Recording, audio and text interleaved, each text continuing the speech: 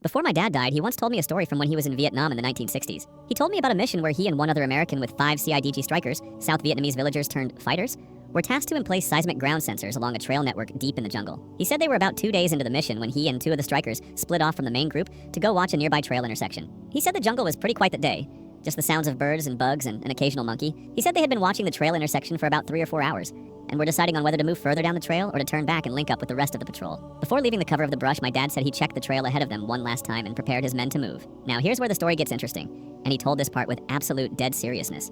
He said, just as he started to step out onto the trail, he sees a light-skinned black Union cavalry soldier in full battle gear laying alongside the trail just shy of the intersection. My dad said the Union soldier had 2 pistols, a Spencer rifle, and a short curved club at his hip.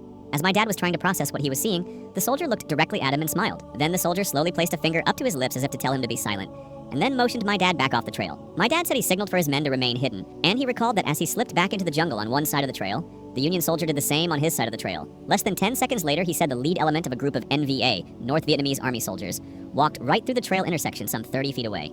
My dad estimated that the group was comprised of some 70 to 80 soldiers, equipped with automatic rifles, light machine guns, and rocket-propelled grenade launchers. He has no doubt that his entire team would have been wiped out on the spot.